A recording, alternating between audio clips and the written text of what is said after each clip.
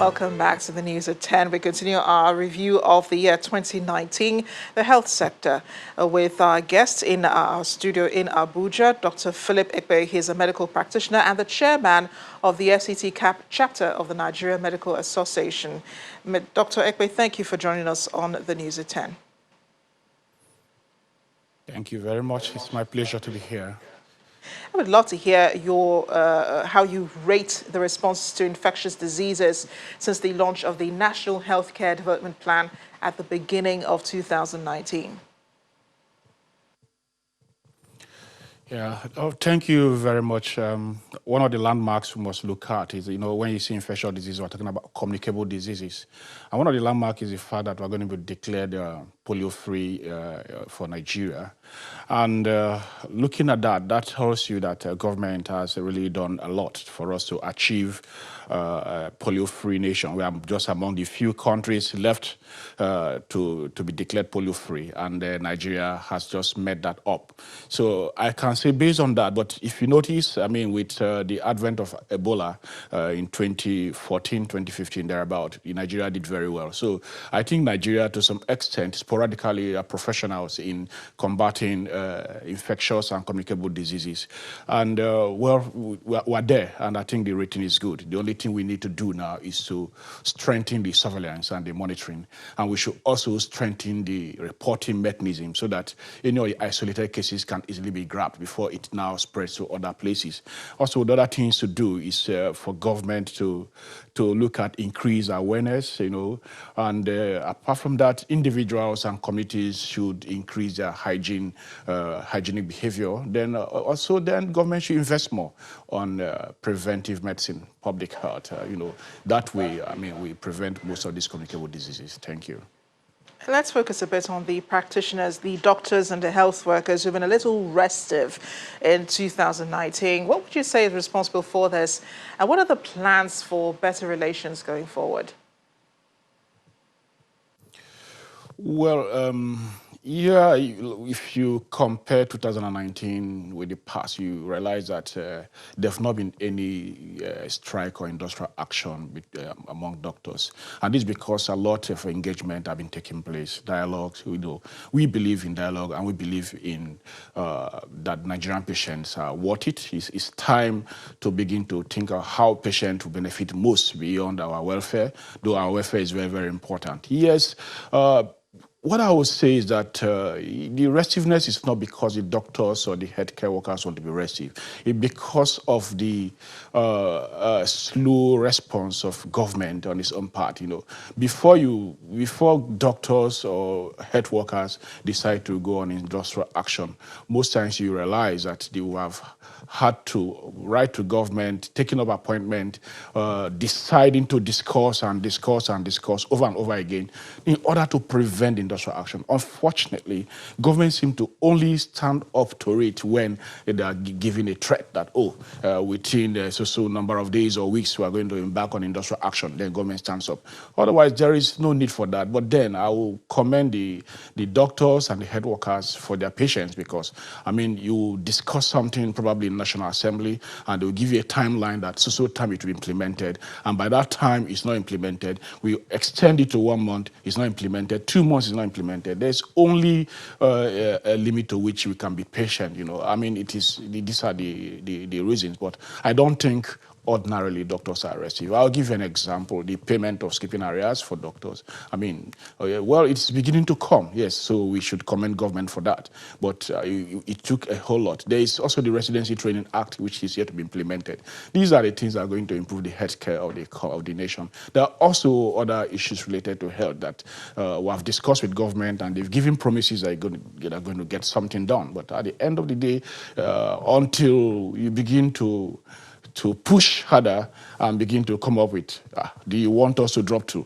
That is only when government is standing up. So I will appeal to government that they should look more on implementation of the outcome of dialogues than waiting for when the doctors or the care workers will begin to say, oh, look, we want to embark on industrial action, and that is not the time to act. I think those are the few areas that we should look at.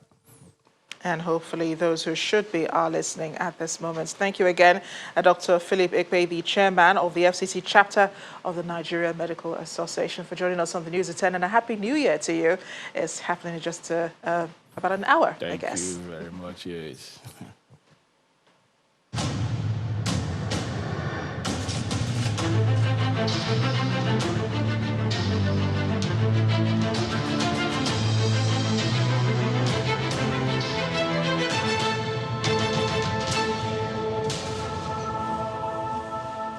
And now to business news. Here's Teniola Shubawale with the day's major stories. Banking so easy, so simple. Dial star 894 hash now to experience it. You first, First Bank.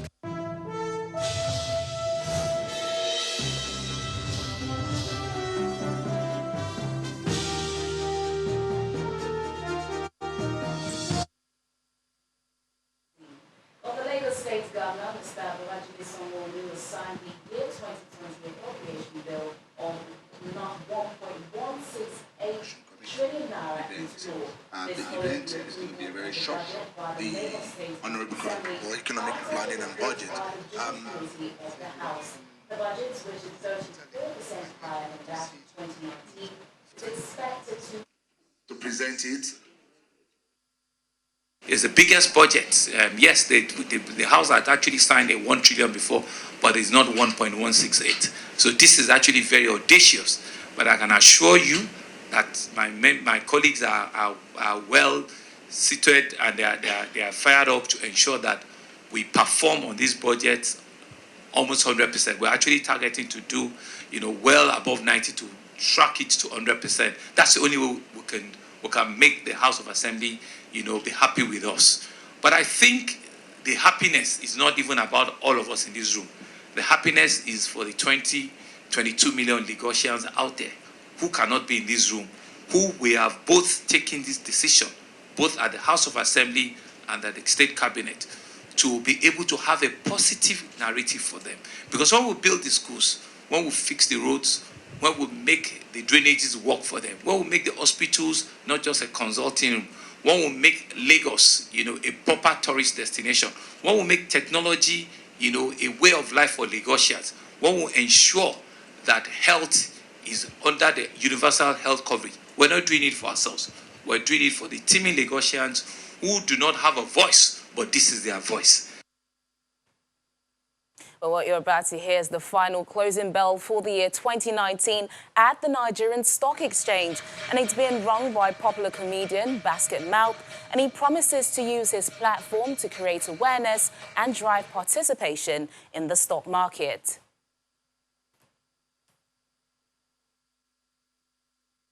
"2020 is a year that a lot of things will be happening. Like I was made to understand that less than 2 million people from over 200 million people in Nigeria are actually into the trade of the stock market and all that. And I can promise you that upon leaving this place, I will push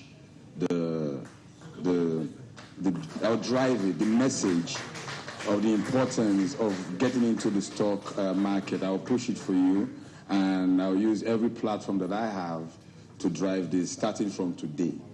Yes, because you'll see it. And not only, when I was younger, there were people that I saw, and they made their life more comfortable as they grew older, only because of their investments in the stock market.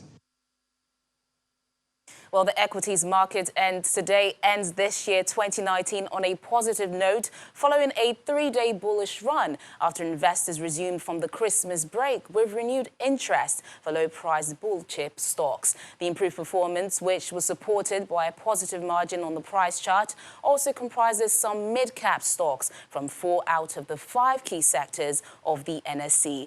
Ekaite Afia tells us more.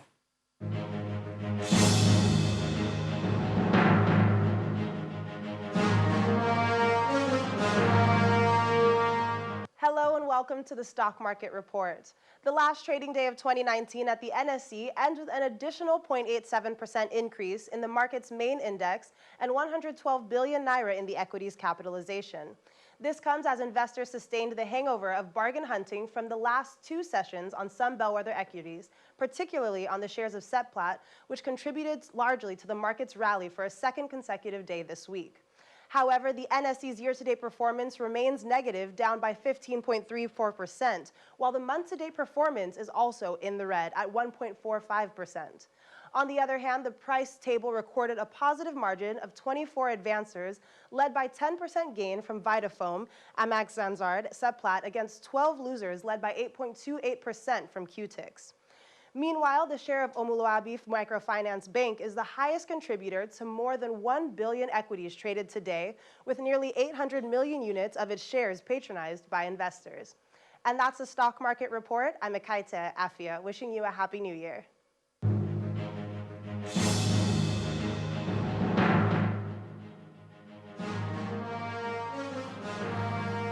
Thanks, Ekaite. Meanwhile, it's mixed performance for major global stock markets on the last trading day of the year, with Wall Street posting its best annual gain in 6 years after overcoming concerns about the economy and trade tensions with China. Here are some of the closing numbers.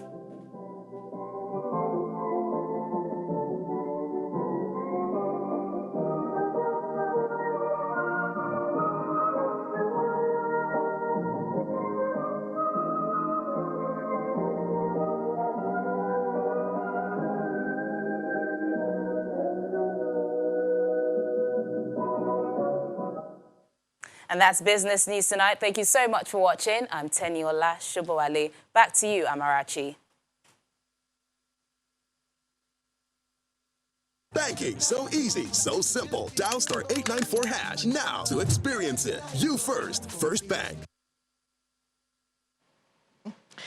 Thank you, Teniola. It's just a little less than 2 hours to the end of 2020 here in Nigeria, as some Christian faithful in Lagos have gathered to usher in the new year with praises and thanksgiving. At the Daystar Christian Center in Ikosi, members are ending the year with prayers and taking stock of the blessings of the outgoing year. The senior pastor of the church, Sam Adeyemi, advises Nigerians to be hopeful and pray for the nation. Candidly, when I look at the state of our economy and what the economists and experts are saying, it looks like things are going to be tough in the new year. But what I believe the Spirit of God is saying to us as a church is that we will experience rest. Actually, it's a call by God for us to function in our roles as co-creators with God. So when you function at that level as an innovator, an inventor, problems are not problems for you. They're just opportunities for creativity. Still ahead on the news at 10.